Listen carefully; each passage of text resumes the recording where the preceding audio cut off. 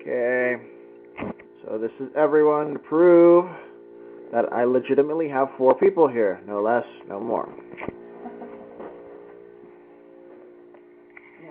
Okay, and then you press twice.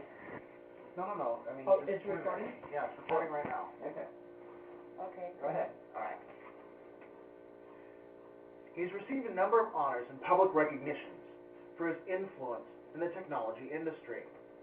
He has been known as legendary, a visionary, or simply a futurist.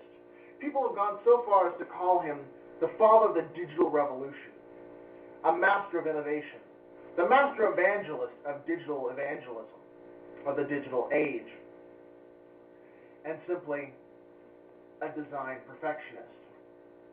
Forbes listed him as number 39 of Fortune 400 CEOs in 2011, and number 17 of the most powerful people in 2010. The man I refer to is no other than Steve Jobs. His life will be always celebrated as one of the most brilliant minds of our time.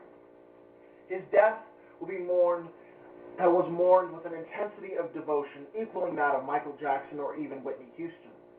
His legacy will leave a lasting impact that will be heralded in college curriculums and history books for centuries to come. Despite his rocky beginning to the areas of innovation and business, Jobs has left us a lasting impact into 2 key industries of our economy today. Jobs revolutionized the face of computers and also movies. According to Fortune, in the early 1980s, Jobs was among the first to see the commercial potential of Xerox PARC's mouse-driven graphical user interface, which led to the creation of the Apple Lisa. 1 year later, Apple employee Jeff Raskin invented the Macintosh. Metropolis Mag recorded the entrance of the Mac onto the scene. Described as cartoon-like, the first iMac and its bondy blue plastic was unlike any other personal computer previously seen. In 1999, Apple introduced the graphite gray Apple iMac, which is varied in shape, color, and size while maintaining the all-in-one design. Design ideas were intended to create connection with the user, such as the handle and breathing light effects while the computer goes to sleep. Apple Gazette noted there was some technical revolutions for iMac as well, the USB ports being the only device inputs for the entire computer. iMac's success helped popularize the interface among third-party peripheral makers, which is evidenced by the fact that many early USB peripherals were made of translucent plastic to match the iMac design. Had Jobs stopped then, he would have been considered an important contributor to computer design. However, Jobs went on to shake the world with his innovation of the iPhone, which ultimately would lead to the invention of the iPad. According to iPhone history, Apple began work on the first iPhone in 2005, and the first iPhone was released on June 29, 2007. The iPhone created such a sensation that a survey indicated 6 out of 10 Americans were aware of its release. Time magazine called it Invention of the Year in the same year of 2007. The iPhone went from a small device with multimedia capabilities and functions as a quad-band touchscreen smartphone to a small compact computer. The iPhone 3G was released in July 2008, with the key feature being support for GPS, 3G data, and tri-band UMTS HSDPA. In June 2009, the iPhone 3GS added voice control, a better camera, and a faster processor introduced by Phil Schiller.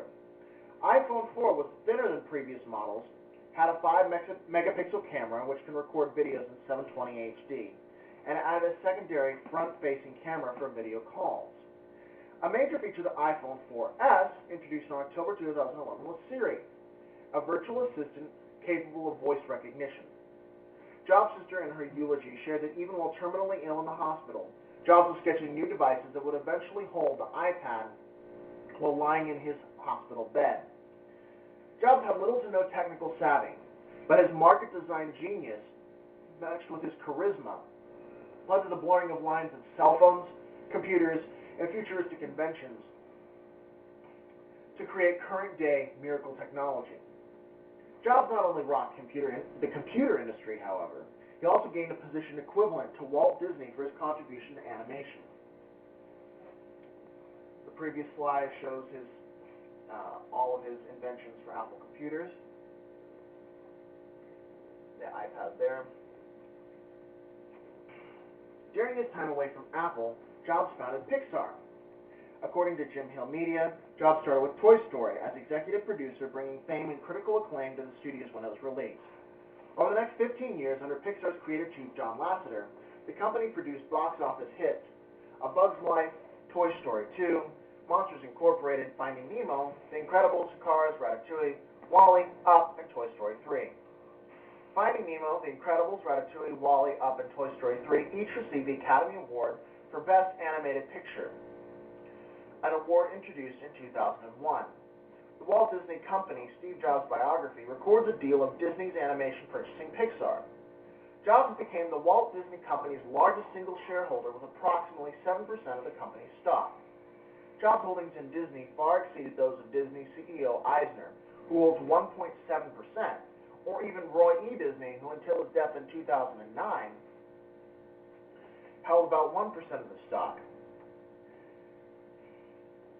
Jobs received 7% of Disney's shares and joined the board of directors as the largest individual shareholder. Next to Walt Disney himself, Steve Jobs has done more to propel the world of animated entertainment into the world at large.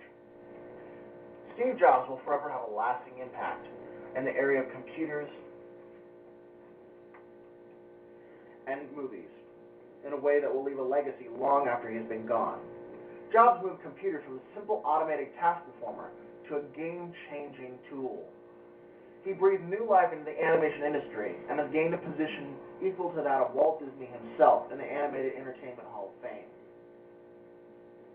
Jobs embodied a sentiment penned by the writer George Bernard Shaw. Most people see what is and ask why. I see what isn't and ask why not. I believe Shaw sums up our desperate need for visionaries such as Jobs. What would our quality of life be like if society settled for the status quo? And that, on the next slide, shows the merging of the two companies. The end.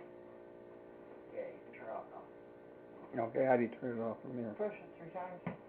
What? Push it 3 times for the wrong one. On the top? Yeah.